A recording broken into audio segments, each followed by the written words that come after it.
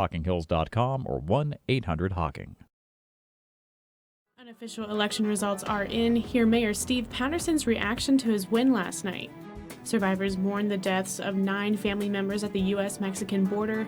And in sports, the Battle of the Bricks begins. What to expect tonight when the Bobcats face their rival. Newswatch starts right now.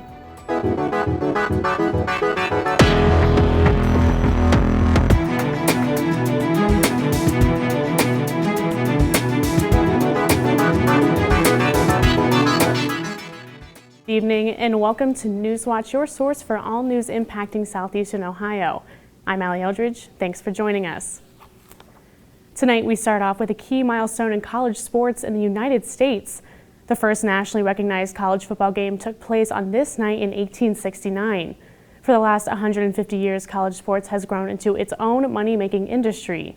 The average school makes over $31 million off of athletics. So we have a College of Business student who says that looking at college athletics, college football gets the most exposure with TV and ratings and attendance. It's kind of like the front porch for any university. And they also say if you look at Ohio University, our athletic budget as a percentage of the overall university budget is somewhere from 3 to 5%. Now as a university, we've decided that the way we are going to subsidize college athletics is through student fees. So what does that look like here? According to Ohio University's most recent NCAA report, at least $16 million of student fees goes toward athletics. To break that down, that means over the course of 4 years, an OU student will pay more than $3,400 in fees that go right toward the athletic department. These fees are a controversial topic here, especially considering the rising cost of college education and university-wide budget cuts here at OU. So tonight's stunt at OU's game against Miami may make things easier for at least one student in attendance. The school is giving away free tuition next semester as a way of celebrating the 150th anniversary of college football. But that's just one way the school is recognizing the anniversary. WOUB sports reporter Brian Kerp is at Baker Center and has more on the events being held ahead of tonight's game. It's a big day for Ohio football, and it's also a big day for college football. Today is the 150th anniversary of the first ever college football game played. And there's only going to be one game being played tonight, and it is right here in Athens, the Battle of the Bricks between Miami and Ohio. There are a lot of events taking place, including taking pictures with the College Football Playoff Trophy. The College Football Playoff Trophy is on display at Baker Center. Fans have the opportunity to take pictures with it. A pregame student tailgate is being held at Walter Fieldhouse. Ohio is looking to have the first ever sellout of a MAC midweek game. Ways they are trying to do that include giving free tuition to one student in attendance and selling tickets for just $1.50. It is going to be a memorable night in Athens. It's going to be great for college football. It's certainly great for both Miami and Ohio to be viewed on that day, and the only game that's telecast. With that, that's good for not only your football team and your football program, but it's good for your university. It's on ESPN too. We're not really focused on that, but that is extra motivation at the end of the day. We're going to be on a spotlight on TV to show what we can do. Now for the game, there's a lot at stake for both the Bobcats and the Redhawks. Coming up in sports director Thomas Garvick will be previewing this year's edition of the Battle of the Bricks. From Baker Center at Ohio University, I'm Brian Kerp with WOUB Sports. Thanks, Brian.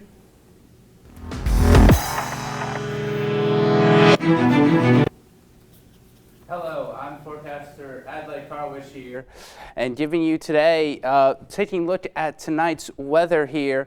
Today was pretty well outside, 54 degrees. Right now, it's almost heading into the lower 50s, almost heading into the 40s. It will be in the 40s for tonight's game tonight.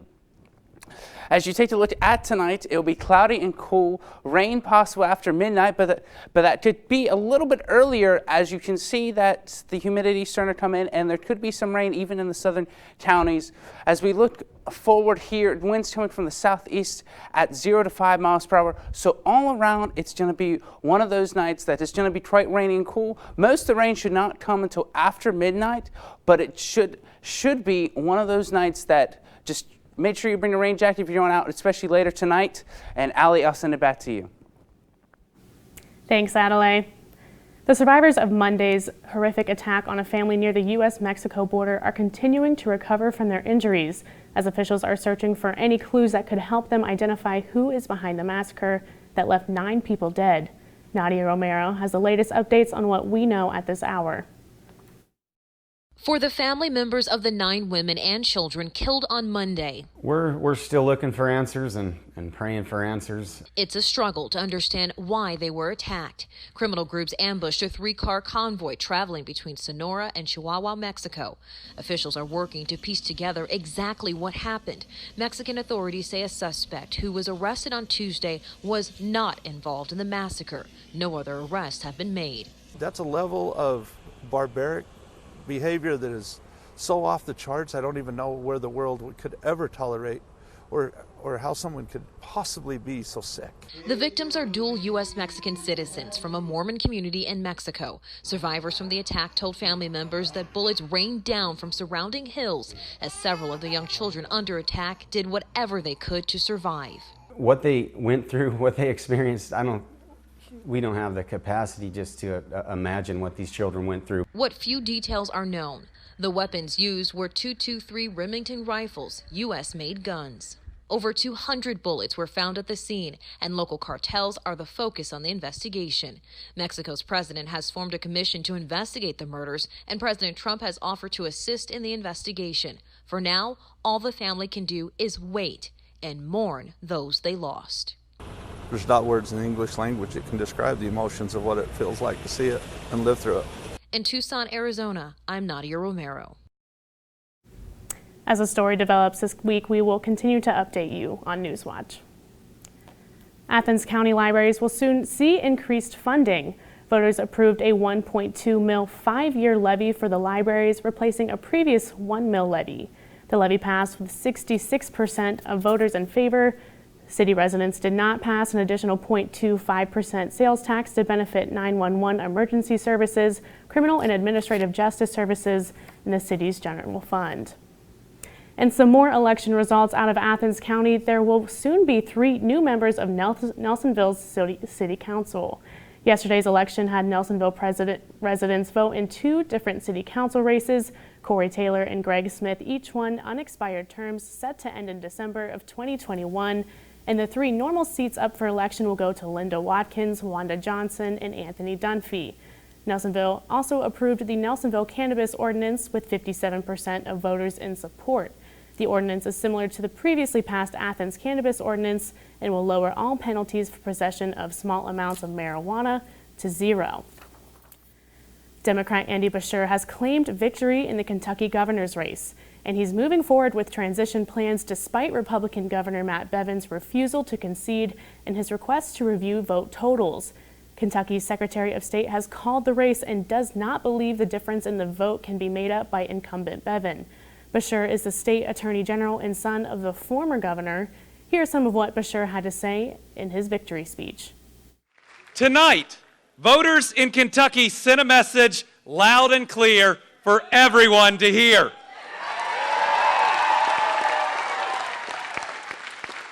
It's a message that says our elections don't have to be about right versus left. They are still about right versus wrong.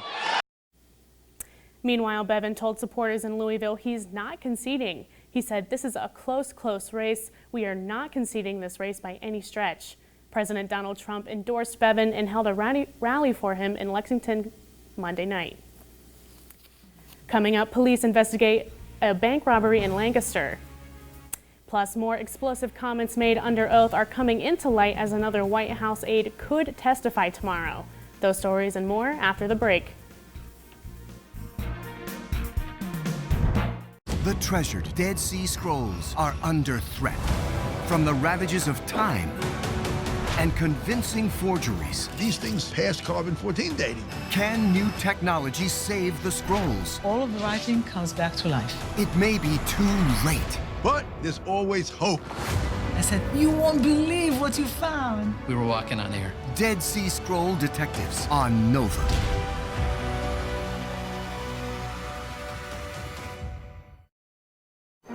An American experience. The idea of a subway in Boston was an enormous risk. It was one of the most important engineering achievements of our time. The conditions are much more challenging than imagined. And there is tremendous chaos. People were horrified. There was a lot of opposition to it. The Race Underground on American Experience.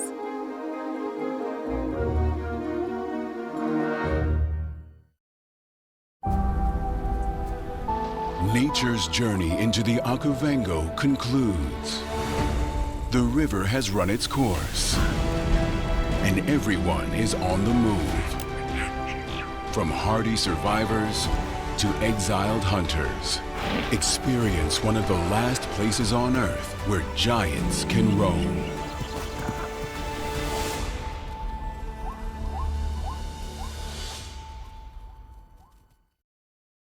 On Life from Above.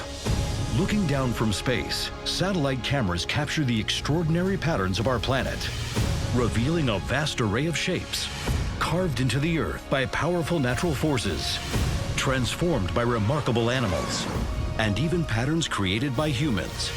Discover the incredible tapestry of our planet as you've never seen it before.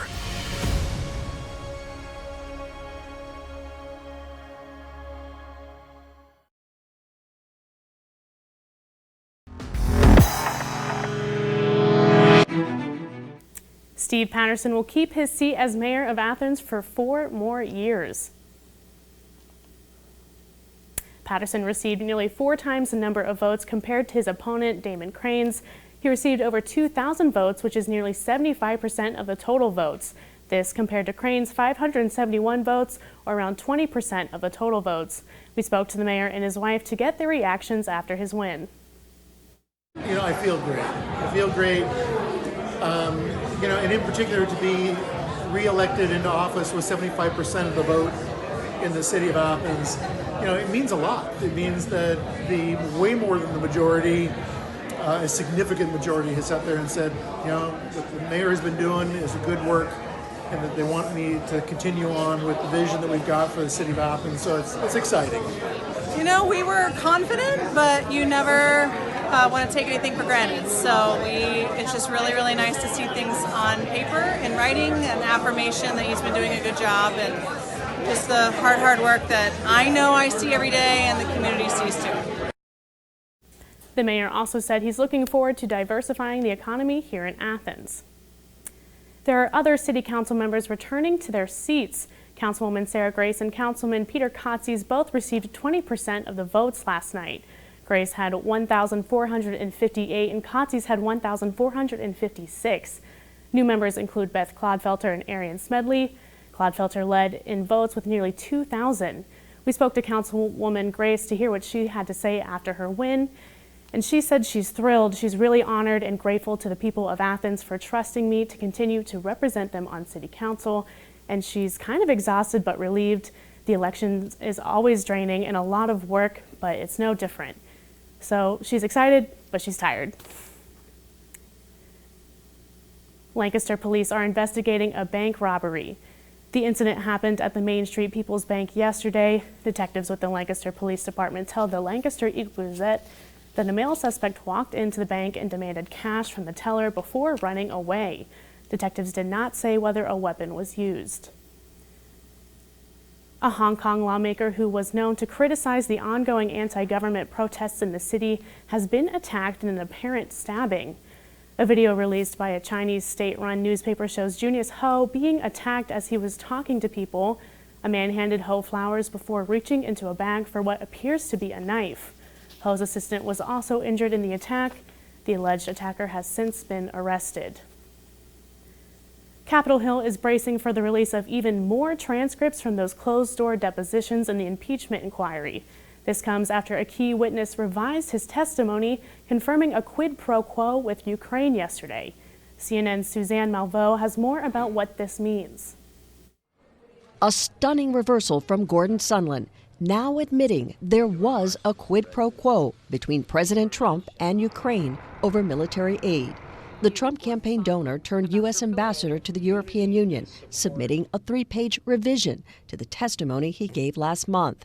saying statements of top U.S. diplomat to Ukraine Bill Taylor and former top advisor on Russia Tim Morrison refreshed my recollection about certain conversations.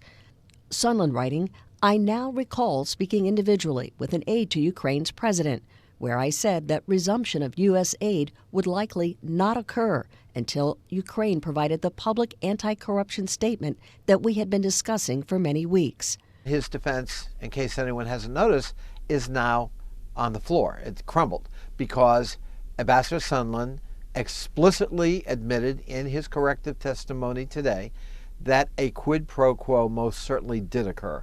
Sunland also detailing Trump's personal attorney Rudy Giuliani's involvement, testifying it kept getting more insidious and the State Department was fully aware of the issues, adding there was very little they could do about it if the president decided he wanted his lawyer involved. Giuliani also a highlight in former U.S. envoy to Ukraine Kurt Volker's testimony, recalling a May meeting with the president in which he directed his aides to speak with Giuliani about Ukraine. On meeting with the Ukrainians, Volker says Trump pushed back, saying, "They're all corrupt. They're all terrible people. I don't want to spend any time with that." President Trump's allies praising Volker's remarks when asked if he talked to other diplomats about a possible quid pro quo. Volker telling investigators, "None, because I didn't know there was a quid pro quo."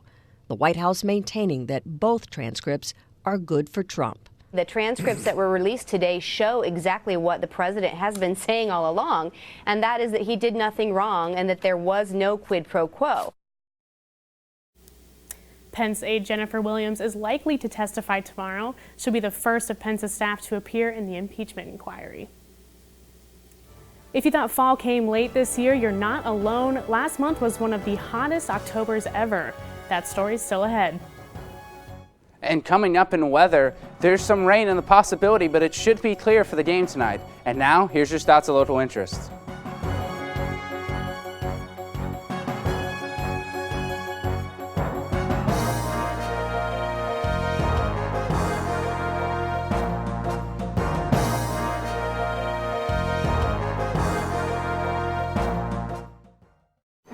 An American Experience. The idea of a subway in Boston was an enormous risk. It was one of the most important engineering achievements of our time. The conditions are much more challenging than imagined. And there is tremendous chaos. People were horrified. There was a lot of opposition to it. The Race Underground on American Experience.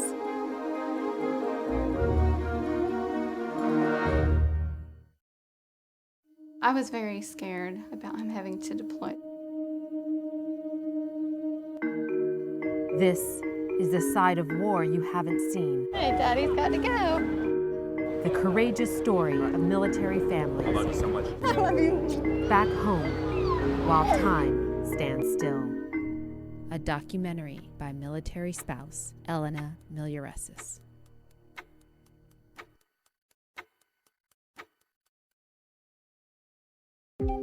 Native Americans have fought in every war that the United States has been part of. There's a tradition in every Indian family of fighting for the United States. Protecting our land, our family, our community, that's part of the warrior tradition. I've always wanted to be a soldier. I didn't want to be anything else. I wanted to be a warrior.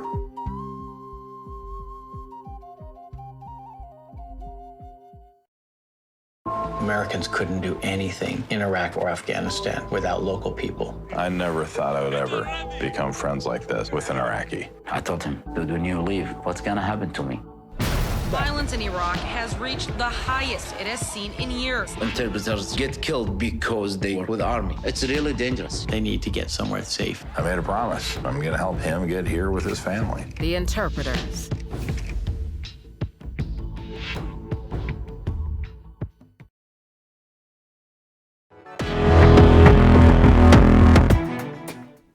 Welcome back to Newswatch, everyone. I'm Adlai Karwish here. We have 54 degrees outside. Might be a little bit cooler in some areas. Humidity at 41%. pressure about average at 30.32, and winds coming from the southeast at 0 to 5 miles per hour. So all around, it's been quite a nice day outside today, but it should continue through the night, but not all the way through the night. We look forward here at all the way southeastern Ohio right now. Columbus at a 51. Chillicothe at 53, Jackson at 55, and Ripley at 57. So all around, all these counties around here, everything seems to be in the 50s, from low 50s to high 50s. All around, mostly sunny. You still feel a few clouds. There should be some more clouds moving into the area as the night does continue. We're taking a look at the U.S. temp map. It doesn't, nothing too spectacular. You see this cold area right here where Minneapolis is in Minnesota. But as you get more down south, it's more green, more for this normal time of year. And it shouldn't be too bad. You see south is normal. So it's probably a normal temp map for the usual time of year. You see tonight's football game. Take a look at here tonight for the football game. Once the game starts at 8 p.m., it should be 45 degrees. There shouldn't be any rain, but don't count it out just yet. Be sure you do have that jacket just in case you do go to the game. At 10 p.m., 42 degrees. It will be cloudy for the marching 10, but it should be dry. And as 12 a.m. continues, just after the game, about 30 minutes after the games, that might move up a temperature to 43 degrees. It won't stay about around here at 45 to 43 degrees with a chance of rain as the night continues. It will move on. We take a look at tonight, cloudy and cool. 41 degrees, so it doesn't really drop much after really the 8 p.m. The rain is possible after midnight. Winds coming from the south-southeast at 0 to 5 miles per hour. Taking a look tonight, all around the area seems to be in the mid-40s all around the area, so not too bad. Take a look at tomorrow. It's going to be coldy and rain all day. There is a chance of snow in the north, so be ready for that. Winds coming from the northwest at 5 to 10 miles per hour. We take a look at all around the area. Columbus, New Lexington, Cambridge, all those northern cities, all those cities and towns, be ready for a chance of snow that should come around 1 to 2 p.m. Be ready for that. It will get cooler as the day progresses. Tomorrow night, 22 degrees. It'll be cooling up really cold at night, tearing up really cold, 22 degrees. We take a look here. Snow right here.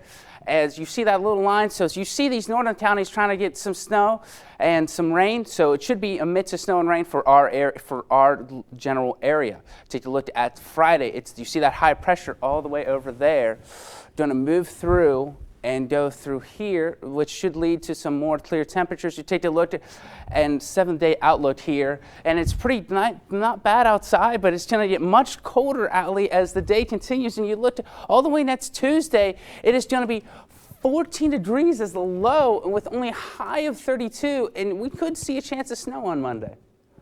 It really seems like we went straight from summer to winter. Like we had fall for like 2 weeks. Yeah, and we didn't. It almost felt like we didn't even have fall. Yeah. Well, thank you, Adelaide. And all those warm days we've had the last few weeks, turns out last month was the warmest October on record. And that wasn't just here in Ohio. It was around the world. The European Union's Copernicus Climate Change Service keeps all of that data. They say last month narrowly edged out the previous record for October set in 2015. But it's not just October. Every month so far this year has ranked as one of the warmest for that month.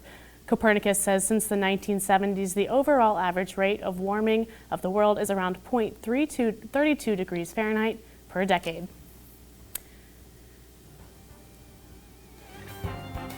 Stay tuned to WOUB. Here's a look at what's coming up tonight on your public television station.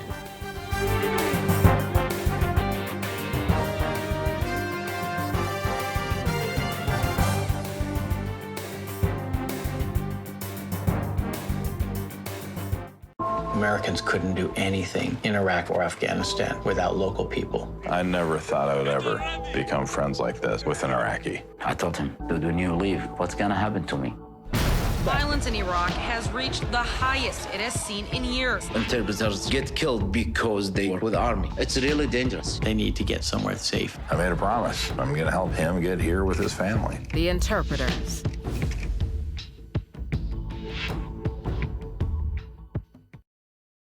The treasured Dead Sea Scrolls are under threat from the ravages of time and convincing forgeries. These things pass carbon-14 dating. Can new technology save the scrolls? All of the writing comes back to life. It may be too late. But there's always hope. I said, you won't believe what you found. We were walking on air. Dead Sea Scroll Detectives on Nova.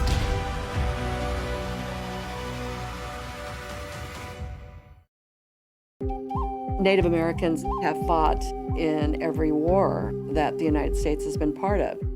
There's a tradition in every Indian family of fighting for the United States. Protecting our land, our family, our community. That's part of the warrior tradition. I've always wanted to be a soldier. I didn't want to be anything else. I wanted to be a warrior.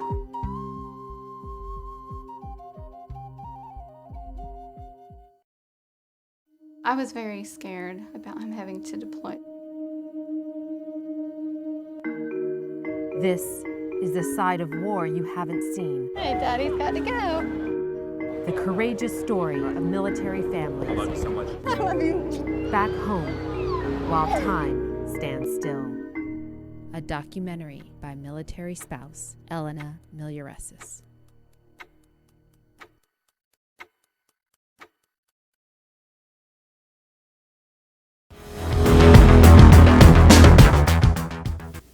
The Ohio football team renews its rivalry with the Miami Redhawks in the Battle of the Bricks tonight in Athens. Sports director Thomas Garvert gets us set from Peden for the big game.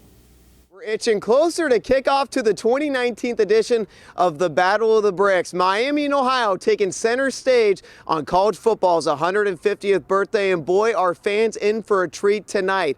Rivalry bragging rights on the line, but more importantly, first place supremacy also at stake. Ohio and Miami both coming into this matchup, both tied atop the MAC East Division at 3-1. The winner will be in sole possession of the East Division. November 7th of last year is still fresh in Ohio's minds.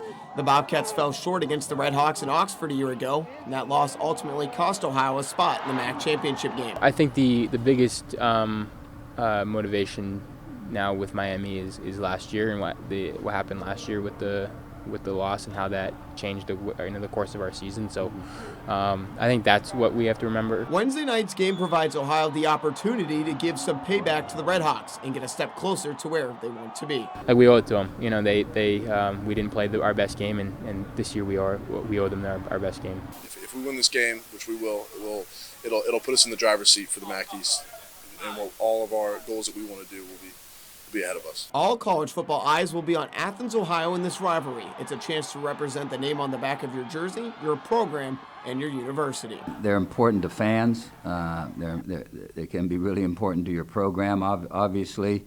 So you've got to make sure that you accept the fact that it is a rivalry. And you get ready to play your best football. This is one of those games where we got to go and represent Ohio, the brand, the past teams, the alumni. We are a very passionate alumni and very supportive alumni group. It's Ohio's biggest game of the year up to this point, something they've been preparing for all season. It doesn't have to be a game that's highlighted for us to get excited about, to play our best football. We better get ready to play every game. And so that's the attitude we take, and when big games like this come along, they're here, and it's time to play big ball. And not that this game needed any more incentives. With a win tonight, Frank Solich would become the winningest coach in MAC history with 111 career conference wins. And stay tuned, because coming up at 7:30, we're going live on Bobcat Showcase to give you one more preview before kickoff at 8 p.m. Until then, reporting from Peden for Newswatch, Thomas Garvert, WOUB Sports. Thanks, Thomas. It sounds like it should be a fun atmosphere here in Athens tonight. Yeah, hopefully it stays dry long enough for the game to end, as rain is a-coming. That does it for our broadcast this evening. Thanks for watching. I'm Allie Eldridge.